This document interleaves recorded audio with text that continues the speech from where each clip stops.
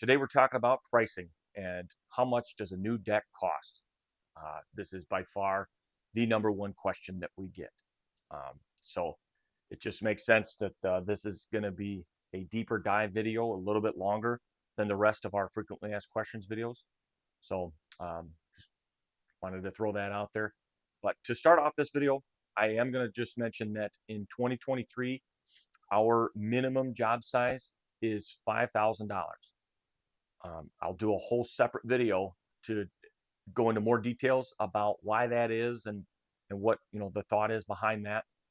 But basically, what it is we're just not set up to do small projects and repairs. So, all right, back to the cost of a new deck, right? Spoiler alert: there is no way for me to accurately give you a price in a video without talking more about your project and finding out more details about what it is you're wanting, right? But the good news is we can get you a really good estimate with about a 15 to 30-minute phone call. And we found that saves you a ton of time if we just jump on the phone and talk about the details, and then I can give you a ballpark estimate right there on the phone. All you have to do is head on over to our website, harddecks.com, and fill out the contact form that we have there. So a couple of things we're going to talk about today is towards the end, we'll get into sort of what makes other contractors more expensive or less expensive than us. And then the main thing we're going to be talking about is the key factors that drive the price up or down. Those are the size of the deck, right? The sheer size of the deck is one of the main driving factors of cost. Another big component is the deck boards you choose, as well as the railings you choose, right? If you go with a nice, this is a Transcend composite deck board, and the Transcend railings, those are the deck board. That deck board choice is sort of on the higher end of cost, and these railings are kind of middle of the road. Now these are curved, which is going to add a huge cost, but those are next to size. This is what's really driving the cost of the deck. The next big factor is the height, how high it is off the ground. One of the other factors too, as you get higher off the ground, is if you put stairs on or not. As you go higher off the ground, the stairs can cost as much as the deck itself, just because there's a lot going on with the stairs. Other things are like the complexity, multi-level decks. If we do like an inlay or a fancy design, borders, there's a lot of cool things we can do, but those do tend to add to the costs in excess labor. So occasionally we do get asked about square foot price, right?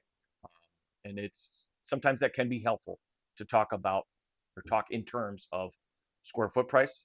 However, I do try to avoid it because some of the factors that we're going to discuss today can change that square foot price very drastically.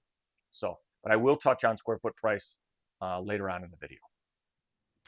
Okay, let's talk about size.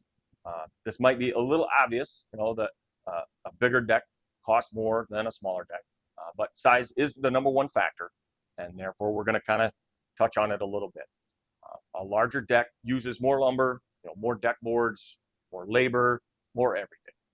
It is important to point out, though, that the rate that the price increases is not linear.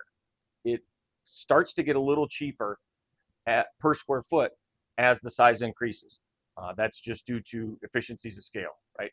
For instance, a small deck, something less than 10 by 10, right? Let's say a 5 by 5 deck, it's small, but it still has all those necessary components, the railings, all that stuff. So you pack so much into a small package, and the square foot price is higher. Okay, board choice. Board choice is the next big factor, along with railings. They're kind of tied for second place, board choice and railing choice, in terms of adding or subtracting to the cost of your deck. Let's start out with green treated deck boards. They're the lowest cost up front. They do, by the time you factor in all the ongoing maintenance costs of a green treated deck, the cost is not as low as it seems. As for composites, the composites on the low end, the entry level products, they start at about 20% higher than a green treated deck board, and then they just go up from there. Some you can get on the real high end premium deck boards can be as much as 3 to 4 times the cost of green treated decking. All right, now let's talk about the railing choice. Green treated is, again, the least expensive up front. However, have you ever spent your weekends staining a green treated railing? Yeah, let me tell you about some of the alternatives that don't require staining. Uh, to start off, aluminum is probably the most popular, but it's also kind of higher on the cost spectrum. The next step up in cost is cable railings, and then above that, on the really high end, you have glass railings. Glass railings look spectacular. They don't obstruct your view. A lot of positives, but they can be, you know, 3, 4 times the cost of traditional composite or aluminum railings. And finally, right in the middle of the cost spectrum is composite railings. This is what I was showing a little bit earlier. The big advantage here is the color combinations that you can do with this. You can have the composite post sleeves in one color. You can do the top and bottom railings in a different color. Your balusters here, these are black aluminum. You can do square composite in any number of colors. So you can really mix and match all your colors. And if you're wanting to be creative and do a really unique design, composite will allow you to do that. All right, now let's talk about why height is such a factor. As you get higher off the ground, the concern for safety increases, and therefore things like the post size and the bracing all need to be beefed up. Building a deck that is more than 6 feet off the ground means we're using a lot of ladders, sometimes scaffolding, and that really increases the labor cost and the time it takes to build a deck. So that is going to add to the cost as height goes up. Finally, I just want to touch on some of the more miscellaneous things that still add to the complexity of the deck and can have some impact on the final cost. Things like a multi-level deck, or having multiple sets of stairs, or a really wide set of stairs. And lastly, we can also do something like rain escape. If you have a second floor deck and there's space underneath it that you like to use, rain escape can make your deck into a roof system that drains water, and therefore the whole underside is dry. That's something else that would add to the cost. Okay, I said I would talk about square foot price, so here we go.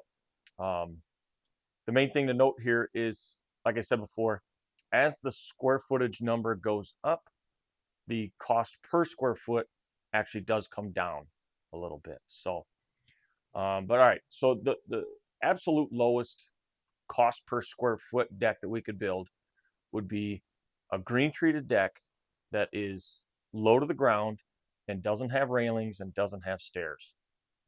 That you're going to start around the $40 to $50 a square foot range. The next step up would be just a normal green treated deck, up to 6 feet high, and it's got railings, it's got a set of stairs. That you're going to be generally in the $60 to $80 square foot range. Next step up from there would be our composite. Composite decks generally are going to be up above $100 a square foot, in that low hundreds. You could get below $100 a square foot, again, if it's low to the ground, it's got no railings and no stairs, or if you chose like a really entry level deck board and railing choice, those really budget items.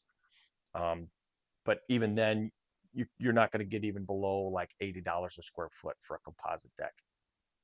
So most of the decks we do are going to fall in that $100 to $150 a square foot range.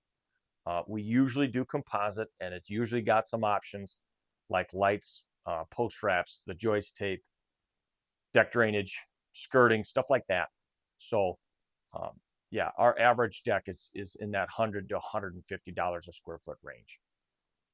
It's also worth mentioning that if you did all the bells and whistles you went with a premium deck board and a premium railing, it's not out of the question to be at $200 a square foot or above there. Just wanted to at least throw that out there. Okay, now we are on to the last topic for this pricing video. We're going to talk about why some companies might be less or more expensive than us. Somebody like a handyman or a solo operator is probably going to be a little less than us because they just don't have that much overhead like we do. But these are also the guys that, they'll take all summer to build your deck. So on the other side of that would be a general contracting company. To be a little bit more expensive than us simply because they sub the work to a company like us and then add their markup. Not that there's anything wrong with that.